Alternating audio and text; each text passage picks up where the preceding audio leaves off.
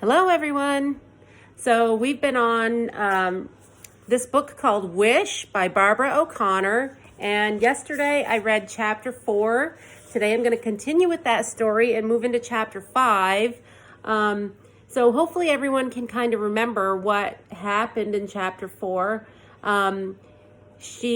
Charlie noticed the stray dog and asked her foster father if he knew anything about the stray dog, and he said it'd been around for a long time. And so let's see what happens here, because Charlie's really having a hard time with her new school, and she's already gotten a fight with someone, and so she's just having a hard time feeling like she's where she's supposed to be. So let's read chapter 5 and see what happens. I thought I was glad when the weekend came because I didn't have to go to school, but then Bertha told me we were going to have church on Sunday. I hadn't been to church since I was little. Scrappy never wanted any part of it, calling those people do-gooders and Bible thumpers. But Mama took me and Jackie for a while. I didn't remember much about it, except Jackie whining and complaining on the way there until Mama slapped her legs and told her to hush up.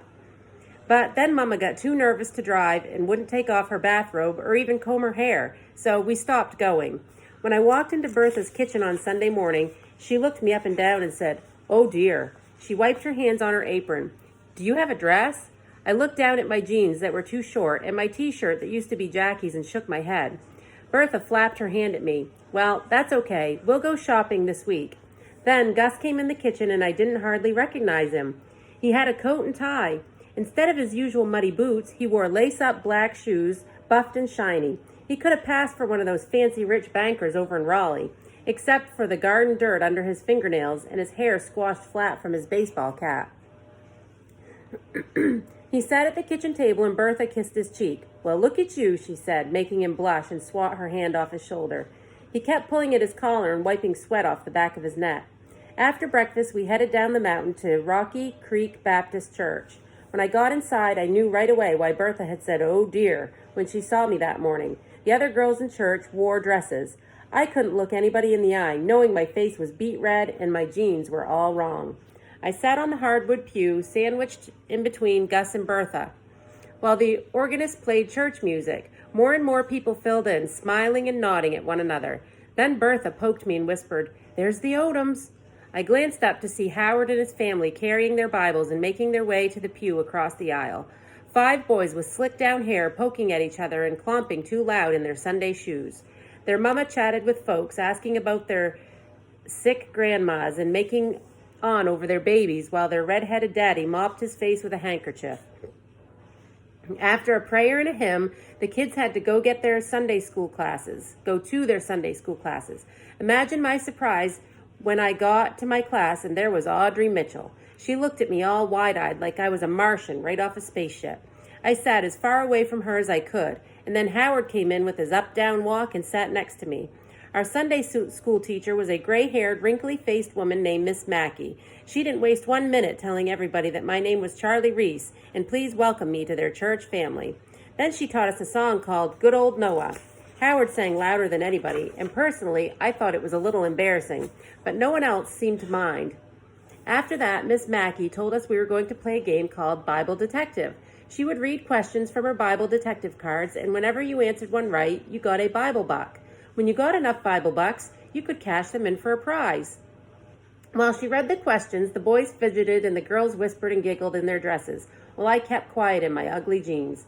How many braids were in Samson's hair? Name the man who went down into a pit on a snowy day to kill a lion.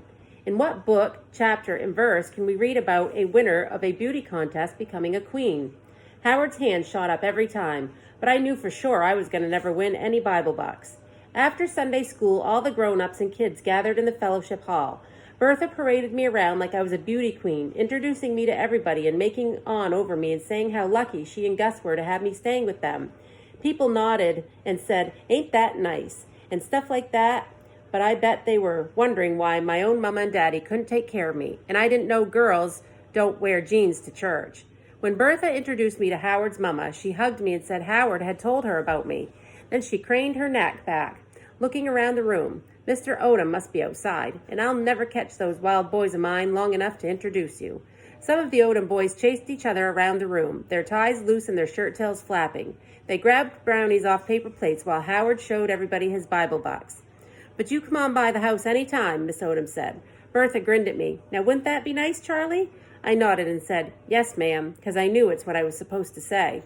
When we finally climbed into the car and headed back up the mountain toward home, I scanned the woods and yards along the way, hoping I'd see that stray dog again. But I didn't. What I did see, though, was a truck full of hay. Jackie's friend Casey told me if you want to count to 13 when you see a truck full of hay, you can make a wish. So, of course, that's exactly what I did. Things at school seemed to get worse every day. My homework papers came back all marked up by Miss Willoughby in red pencil with notes like, "See me," and "Try again." Sometimes I didn't even do my homework. It seemed like a waste of time since I wasn't going to be there much longer. Once in a while, Bertha asked me if I had homework, and I was pretty good at just shrugging and changing the subject. Besides, I was used to getting marked up papers like that, because back in Raleigh, I wasn't exactly student of the year. Jackie was the only one who ever fussed at me for not going to school or doing my homework, but I reminded her that she was not my mother, so she should leave me alone. When my teacher called the house to tell Mama how bad I'd done on my math task or ask why I hadn't turned in my book report, Mama would holler and carry on for about 5 minutes. Then she'd throw up her skinny arms and heave a big sigh before she said, "What's the use?" Then she'd shuffle out of the room in her bedroom slippers, muttering about how she didn't deserve that aggravation. At least in Raleigh I had friends at school, but here, when I sat at the table in the cafeteria, girls made faces like they smelled something bad and slid their trays away from me. Most days I pretended like I had a stomach ache and spent the afternoon in the nurse's office drawing more stars and hearts on my arm with my marker. At recess, Howard followed me around, reminding me he was my backpack buddy and asking questions a mile a minute. "Did you ever visit your daddy in jail? Why ain't your sister here too? You want some of my Bible bucks?" Sometimes I answered him, and sometimes I didn't. The thing about Howard was, everything just rolled right off him. It seemed like nothing bothered him one little bit. It was clear that nobody at school wanted much to do with him, but he didn't seem to mind. His brother Dwight was always surrounded by cussing, punching, ball-tossing, fist-bumping boys, but Howard never joined them. A couple of times when I rode into town with Gus and Bertha, I'd see his older brothers, Burl and Lenny, tossing a football or shooting hoops with their friends, but Howard would be sitting on the steps, scribbling in a notebook, or over by the garage, fiddling with his bicycle. Bertha had commented about him one day when we drove by. "That poor boy is too much of a loner," she said. "Nothing wrong with that," Gus said. Bertha shook her head. "Not for a child. Children need friends," Bertha sighed. "I don't get it. He's just as sweet as he can be." "I bet it's 'cause of his up-down walk," I said. "Well, that's mean," she said. She turned around to face me. "You're going to make so many new friends here in Colby, Charlie. I just knew it." I stared out the window and pretended like I wasn't even listening to her go on about all the things I could do, like Girl Scouts and 4-H. She told me about her friend Janelle, who lived in Fairview and had a daughter my age. We could visit them someday if I wanted to, or maybe we could go to the mall down in Asheville. On and on she went, talking as if my life in Colby was going to be like living in Disney World. "You're going to talk that girl's head plumb off, Bertie," Gus said.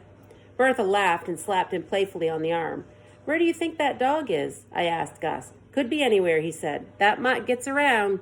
I'd been looking everywhere for that stray dog. I'd seen him twice since that day he'd come to Gus and Bertha's, but both times he darted off in the woods when he saw me. "He sure loves my meatloaf, I can tell you that," Bertha said. "He licks that pan clean and then hightails it out of there so fast I hardly get so much of a glimpse of him." I leaned back against the seat and sighed. I bet I was never going to catch that dog. And what if I did? Could I really keep him? Mama would probably have a hissy fit, but I bet Scrappy would call from jail and tell her to stop her yammering and let me have a dog if I wanted one. Then, as we were turning onto Main Road into town, I saw a black horse out in a field, eating grass and swishing its tail at flies. I shook my fist at it 3 times and made my wish. That was the rule for black horse wishing. If you see a white horse, just make a wish. But for a black horse, you have to shake your fist at it 3 times. I learned that one from Scrappy, which made me a little skeptical, but I did it anyway. Shook my fist and made my wish. All right, so there is chapter 5. So she didn't see the dog today, but she saw a black horse and made a wish. So I'll be excited to see what happens next. So we will have to read the next chapter on Monday. So I will see you all then. Have a good weekend. Stay healthy, enjoy time with your family. Miss you all and hope that we will get to see each other again soon. All right? Bye. See you next time.